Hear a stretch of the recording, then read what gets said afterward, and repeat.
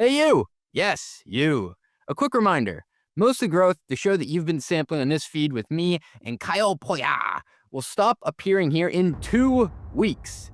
That means you need to quickly go and hit follow or subscribe or, I don't know, summon an Uber using the links below so you can continue to get updates. Nothing happens to the normal Run the Numbers interviews you get here every Monday and Thursday. But if you want to continue to get Mostly Growth, subscribe to the standalone feed below.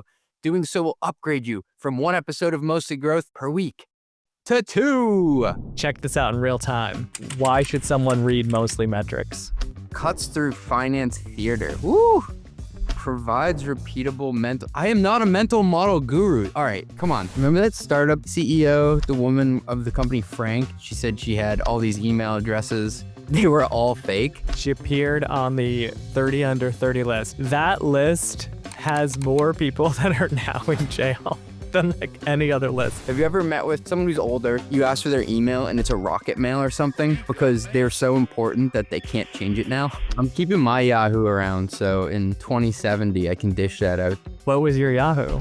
CJB Ball Gustafson at yahoo.com. CJB Ball Gustafson. From Mostly Media, it's Mostly Growth.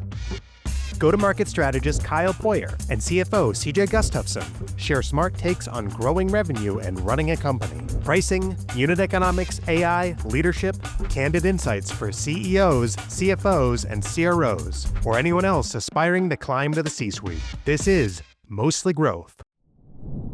Hey, thanks for listening. We'll be right back after a word from our sponsors. As a CFO, you're expected to bring clarity to everything, including how your company manages ownership. The tools you use should make that easier, not harder. But when they come with hidden fees, data you can't always trust, and support you can't rely on, you end up with more frustration than clarity. That's where Pulley comes in. Pulley is a cap table management platform built for finance leaders who need accurate, decision-ready data from a system that works for your business, not against it. With Pulley, you get intuitive workflows, audit-ready reporting, and support you can count on, all backed by predictable pricing you can plan around. So you can stay compliant and make smarter decisions about your company's future. Manage everything from fundraise modeling to ASC 718 reporting to custom liquidity programs, all on one trusted platform. Hundreds of high-growth companies like Linear, Fathom, and Runway trust Pulley to help turn ownership into a strategic advantage. And joining them is now easier than ever. You can switch to Pulley in as little as 5 days. And for a limited time, they're offering 25% off your first year. To claim your exclusive offer, visit pulley.com/mostlymetrics. That is pulley.com/mostlymetrics. Please, guys, I really need this. pulley.com/mostlymetrics. You just launched your new AI product. The new pricing page looks great. I'm talking crisp. But behind it, last-minute glued code, messy spreadsheets, and running ad hoc queries to figure out what to bill. Customers get invoices they can't understand. Engineers are chasing billing bugs. Finance can't close the books. Well, with Metronome, you hand it all off to the real-time billing infrastructure that just works. Reliable, flexible, and built to grow with you. They turn raw usage events into accurate invoices, give customers bills they actually understand, and keep every team in sync in real time. Whether you're launching usage-based pricing, managing enterprise contracts, or rolling out new AI services, Metronome does the heavy lifting so you can focus on your product, not your billing. That's why some of the fastest-growing companies in the world like OpenAI and Anthropic run their billing on Metronome. Visit metronome.com to learn more. That's metronome.com. Welcome back to another episode of Mostly Growth, the mostly serious podcast for anyone who cares about startup growth. And CJ, I heard you made a big purchase recently. Yeah, well, my 2-year-old has this fun new game now where every morning she takes whatever is out in the kitchen and throws it down the stairs. I love that game. That's my favorite game. You play that too at home? I do. This morning it was my wife's iPhone. So we are down an iPhone. And so she goes to Verizon today. Have either of you tried to buy a phone being linked to someone else's account before? It's been a while, but this was when I was like 30 years old, still on my parents' family plan, and I needed to get my mom's permission to buy a new phone, and that was the straw that broke the camel's back. You're exposing me, Kyle.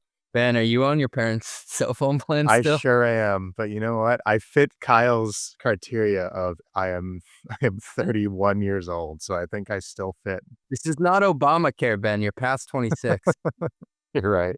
Other than buying a house, I can't think of another purchasing or monetization experience fraught with more friction than simply just buying a phone and putting it onto a plan. I'm trying to give them money. I'm trying to give them one-time hardware revenue as well as a recurring, predictable auto debit stream. But somehow they need 17 different codes and they need me in person as well as the last four of my social. Are they harvesting the data somehow? Like, is there just like a hidden monetization opportunity?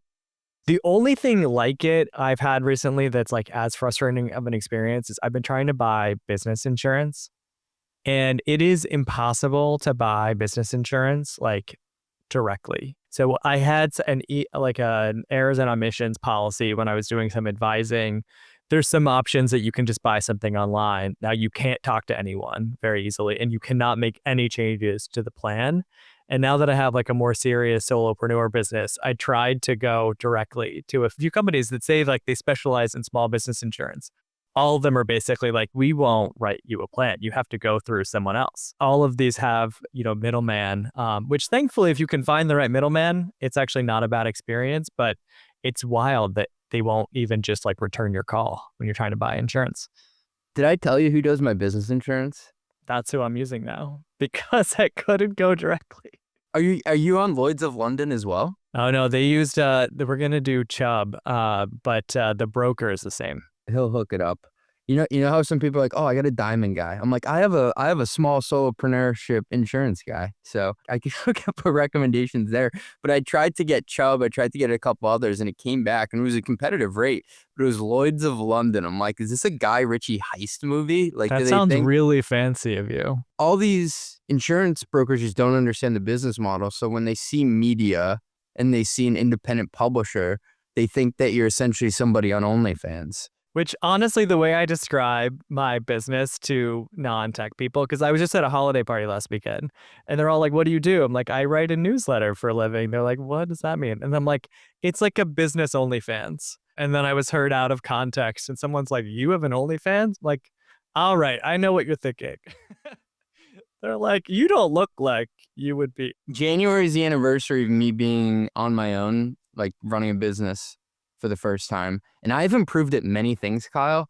I have not improved at describing to people succinctly what I do. Oh, I'm terrible at that as well. An eye-opener for me going to a business networking happy hour and like introducing myself to people who didn't know me. And you're like, it was like, yeah, I'm the CRO of this company. I'm the VP of X at Y company. I'm like, I write a newsletter. My wife and my daughter went out to brunch on like a day off with another girl and her mom from the daycare. And I think her husband's like a hedge fund guy or something in Westport. And the wife was like, oh, what does your husband do? And she's like, he has a podcast and a newsletter. And she said, I could instantly see her staring at me trying to figure out if we were either very rich or very poor. It could go either way. She's like, she was giving me the look like, do I have to pick up the tab for this? Oh man, I'm just glad we've got this podcast now because people just describe me as a podcaster when I didn't have a podcast. I think because that was like the closest thing in their head to like a newsletter writer. But now they can call me a podcaster and it's actually accurate.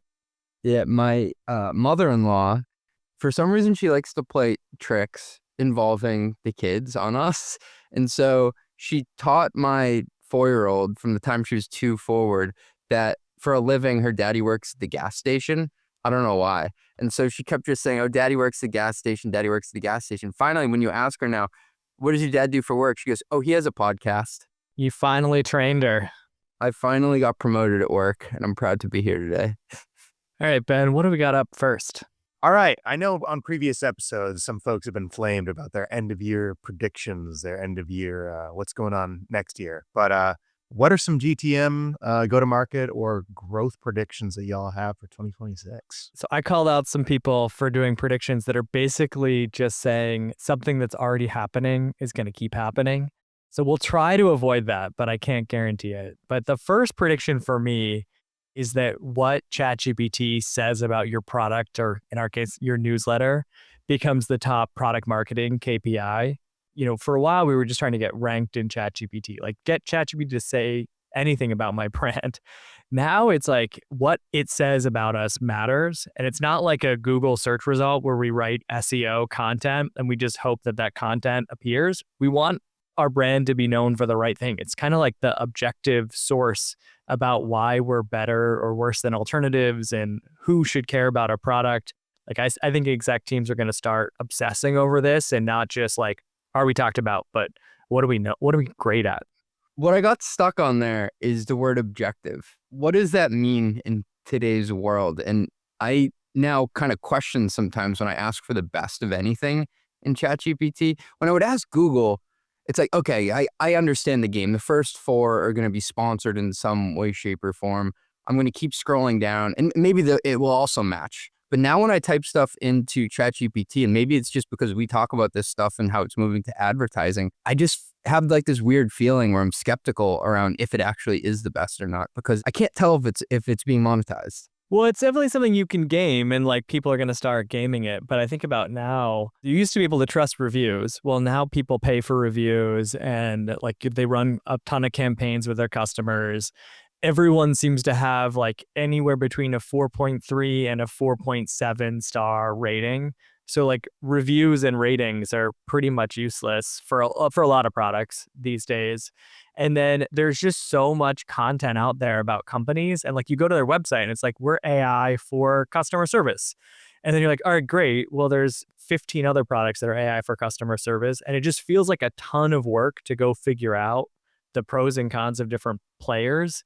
And so at least ChatGPT is like, they will like synthesize all of the information that's out there, all the reviews, all the like Reddit threads, and they'll give me back something. Even if it's not completely right, like I feel like it's more trustworthy than any alternative there is right now. Because it came from all different places. It wasn't like it just took one list that said this is the definitive XYZ. It sourced it from all different places. Exactly. We can check this out in real time. So maybe like, why should someone read Mostly Metrics? Because it's a definitive source for finance people working at tech companies to get better at their jobs. They want to understand the modern companies actually run, not just how they talk about performance. Specifically, Mostly Metrics is worth reading because it translates metrics into decision making. It's written for operators, not spectators. I would never use the word spectators, but I'll take it. Connects metrics to strategy. That is bland. Cuts through finance theater. Woo!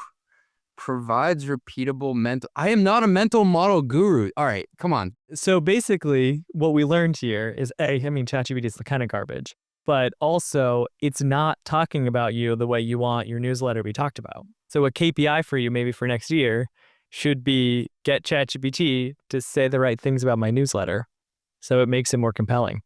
This is like a really stupid question, but should I just keep telling ChatGPT about my newsletter, or does it have to appear somewhere else? I think you can do both. Having something on your site because you covered so much other stuff and you probably have a trusted authority in general.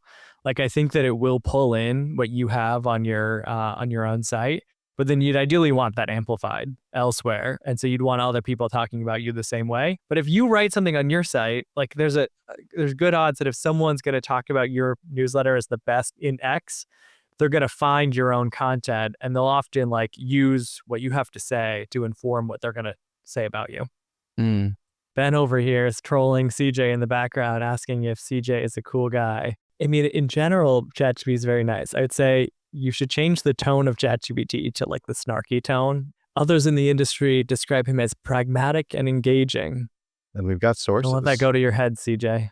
I have technical depth. Little does it know I'm wearing khakis right now. So New Year's is approaching, which means we're all getting a nice happy holidays card from our local realtors in Dodge Ram dealership. I think that direct mail is going to make a real big comeback. I don't disagree with you on this. People are back in the office these days. They're doing the whole 996 thing. I also think people are being inundated with email and LinkedIn, and all that looks very AI generated.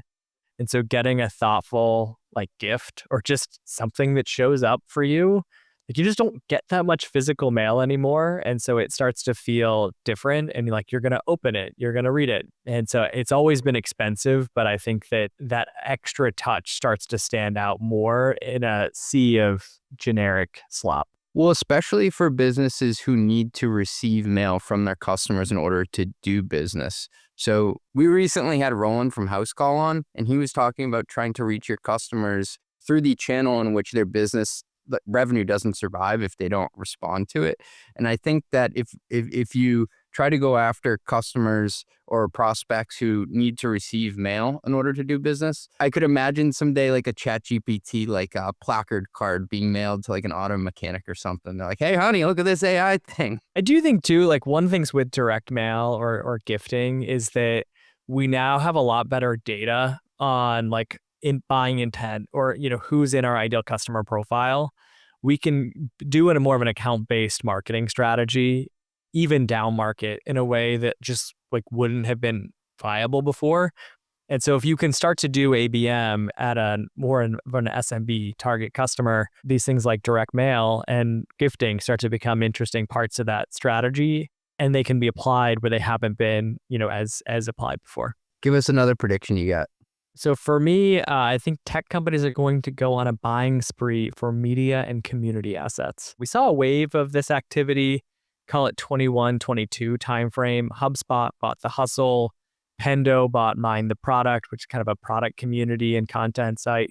SEMrush bought Backlinko. There was kind of like a wave of these that happened. The rationale at the time was SEO. These community and content sites were really great at building an organic audience and really great at standing out on SEO. And then software companies have always been great at monetizing an audience, but like not getting the audience in the first place. Now the rationale will be, one is like, it's just really hard to do anything that stands out. And so if you can buy somewhere that already has an audience, like that's a huge leg up. And the second is these sites are seen as much more trusted by AI search. And so these are fantastic places to do things like competitive comparisons. ChatGPT is going to trust it on a third-party site more than they're going to trust that on your own website. And so to the extent you're trying to double down on AI search, having a third-party website or community asset is super helpful for that.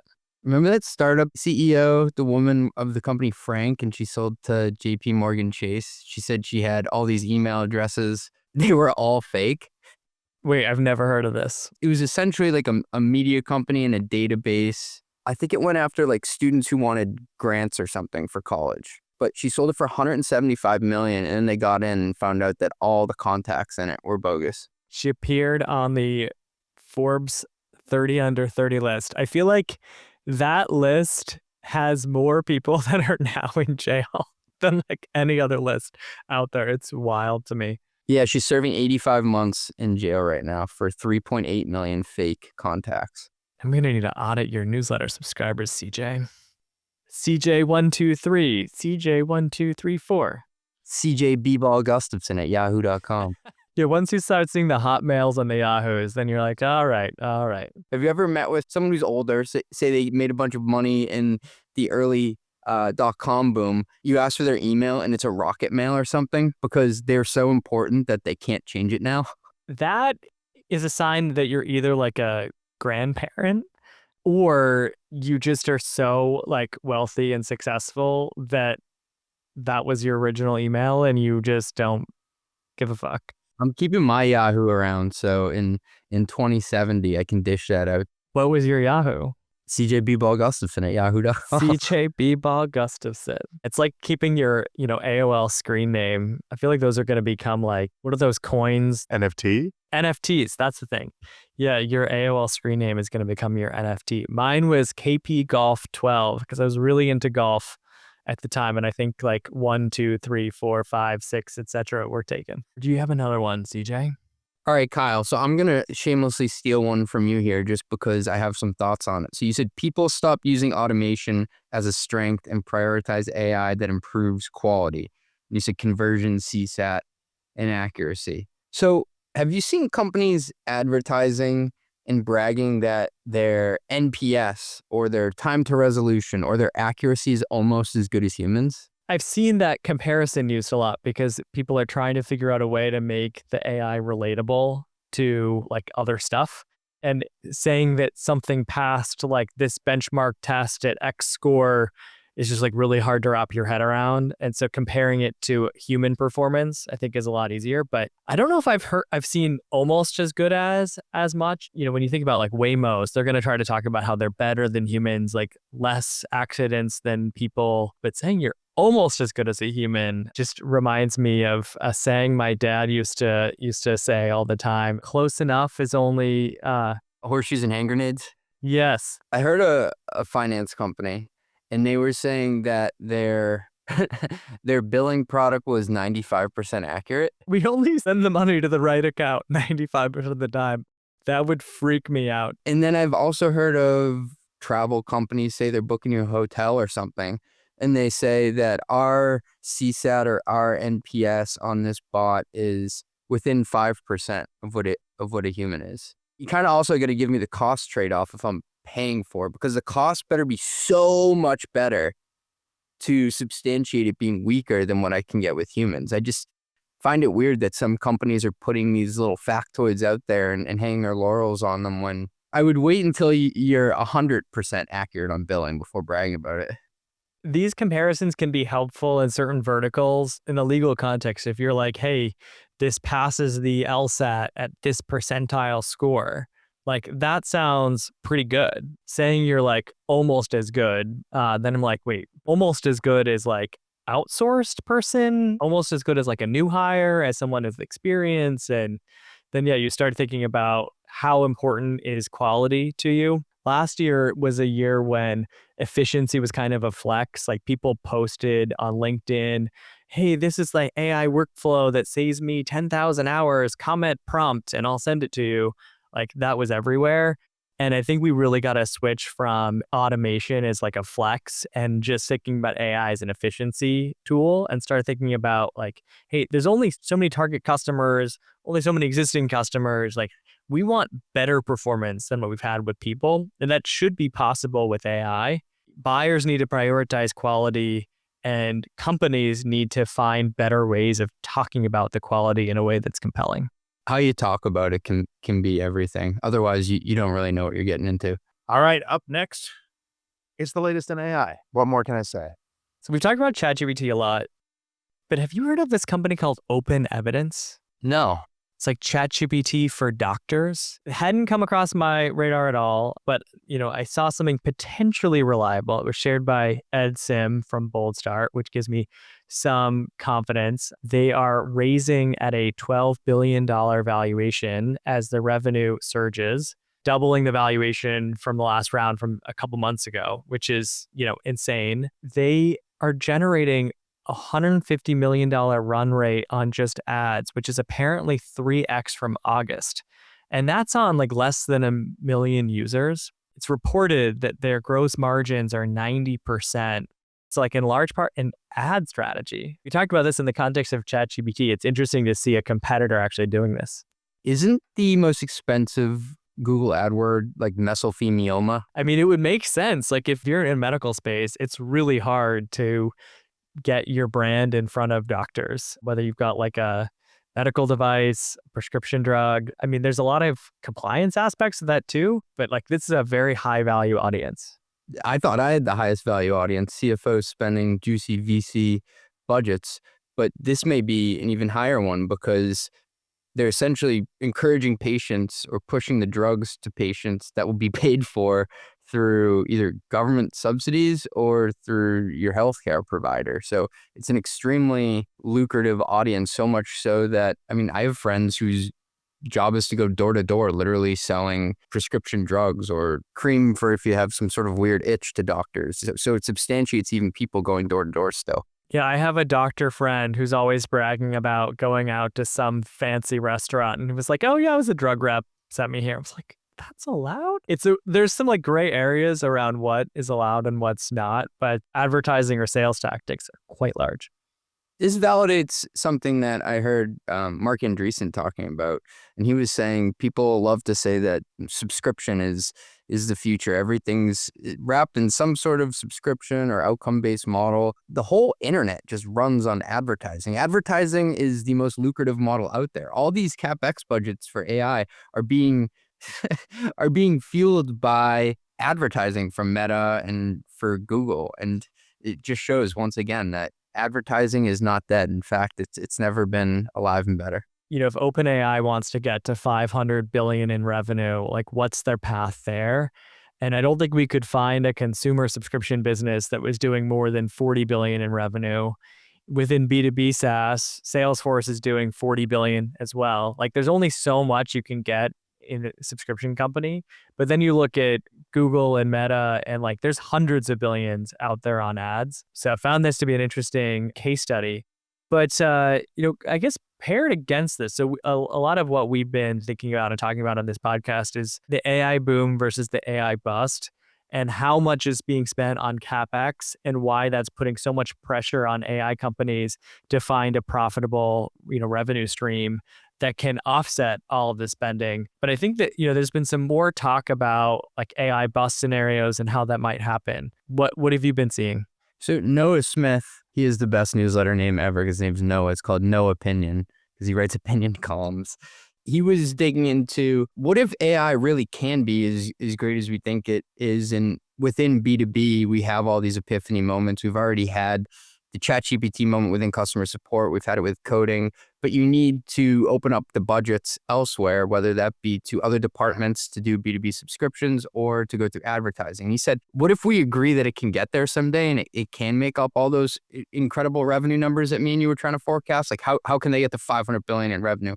But what happens if it takes 10 years longer? So he said, if AI takes 10 or more years to generate enough value to pay back all these debts, many of these companies could go bankrupt. Whatever financial institutions they've borrowed money from, private credit firms, banks, etc., may fail or have to pull back significantly when their loans suddenly go bad, and that could touch off a financial crisis, even if AI continues to advance and companies continue to build data centers. And he likens it to the railroads. And so I didn't know that this part happened with the railroads, that they built them all and they eventually used them all, but there was a gap until when they could ramp the economy to start using railroads as the channel to deliver and have enough customers riding on them. Yeah, the most interesting quote from the piece that I saw was about the Sears catalog, which was kind of like a killer app of the railroad. So if you're thinking about like railroads as infrastructure, and then you have apps that like things that are going to use all of this infrastructure space. The Sears catalog was like one of the first things that allowed people, across America to order products and have them delivered by railroad. So relatively quickly, this revolutionized retail of the time. But the Sears catalog didn't start until 1888, which was 15 years after the big railroad crash of 1873. And so the insight is like, this revenue could be real, but it could take longer than people think. And given the timing around all the capital expenditures, that could be a bust scenario that like is a positive scenario, but still leads to a bust. So it opened my eyes to maybe it's not a question of is the value there. It's just a timing gap of how things are financed. And he brought back that Financial Times article where, remember HSBC caught a stray, Kyle? Oh, yes. OpenAI needs to raise like X billion dollars to keep losing money. Comma HSBC estimates. Like, bro, why you throw me in that title? But he brought that back. And I was going through it again, Kyle, after we got off the phone. They were trying to back into a similar number that we were. How do you get to 500, 600 billion in revenue per year? Because it says OpenAI is heading for a data center rental bill of about 620 billion a year, right? That's a crazy number. How do you back into it? We think we can get there, but is it within the next 7 years? I don't know. One of my favorite things is how they find these photos of Sam Altman looking like depressed or very contemplative. Sad Sam. I'm not sure if these are AI generated or not, but there seems to be like an infinite number of sad Sam pictures that they can use. Dude, it's like a genre now, sad Sam photos. What unlocks this opportunity is either AI performing better than people. I don't think it's like necessarily AGI for AI to start outperforming humans in certain tasks. But like if AI consistently outperforms humans in really valuable tasks, that's quite a lucrative revenue stream for AI companies. The other model is like if there's so much attention on these apps and we can monetize the attention through advertising or purchases, like either of those directions could be the answer. I think you need one of those directions to make the math work. I think we just need time. It's crazy that we've committed to this much infrastructure spend, and it's like just we're trying to keep up here. We're trying to find use cases at the same speed that construction is digging holes in the Texan wilderness. What are we, sending them to space now or putting data centers in space? I don't know. I'm thinking about laying the railroad tracks and like trying to take someone somewhere on the railroad, but there's like no cities to drop them off. You need like railroad stations. You need cities built up around those so that people have a reason to travel. There's a whole process that kind of gets into place around monetizing the infrastructure. You know, Chicago, I think, was an early railroad city, but it's hard to predict what some of the other ones are going to be. We all know about coding. That seems to have taken off. We know about customer support. But what are the other killer AI apps? Ben brought that up in a prior episode about LA. Yeah, I was going to say part of the strategy with some of the early railroad stuff was building to places where there was no city because it was a real estate play. So like it was building to, we will get the revenue off of people buying up the land here. Build it and they will come works quite well if capital is cheap and infinite, but does not work so well when the bill is due. Next up, we got pricing in the real world. Let's get it. For me, one of the pricing things that I read recently was a New York Times piece called "A Rare Bright Spot for U.S. Solar Subscriptions: Energy as a Service." Have you guys heard about this? No, but I am not a fan of how solar panels look. Continue though. Explain. You don't like windows? When I see a really nice house with solar panels on it, I'm like, ugh. I was an environmental studies major, so you need to be careful, CJ. There's ways of doing it that look good, and there are ways of doing it that look shit. I will agree with you on that. I would like to see one that is aesthetically pleasing. I think the wind turbines tend to look worse than solar panels. So one of the things that I found interesting, solar construction is down pretty significantly. Solar installations rose only 10% in the last year, according to this New York Times piece. Wind installations have basically stagnated, it says. But this energy as a subscription service, which the idea is like lower the upfront costs, so make it affordable, more compelling to install solar and have some sort of recurring revenue stream. This is sort of something that actually was part of the mix, even going back like 20 years ago, but it's having a comeback. A company called Sunrun is thriving with this energy as a service model, even as the broader industry struggles. Does Elon Musk's brother own this one too? You know, that probably wouldn't hurt. Their stock is up 75% this year. They've added 30,000 new customers for each of the last 2 quarters on this subscription model. This is like the kind of the bright spot in an otherwise cloudy environment for solar. That was a dad joke if I've ever heard one, Kyle. The upfront cost to buy them has always been the friction, right? It's that it's a large capital outlay upfront. Buying the equipment and the installation and all of that. What can be helpful for solar is when the energy costs are unpredictable or going up. Yeah. The idea of a subscription sounds much more appealing, I think, to folks versus if energy costs just seem low or staying down. Oh man, I went down a deep, dark rabbit hole on AirPods. How big do you think AirPods would be if they were a standalone company? My guess is maybe 100 million units, and what are they, like $100 a piece? So whatever the math is on that. I have 5 pairs because that means I've lost them 5 different times. You have 5 pairs? Oh yeah, I have 5 pairs.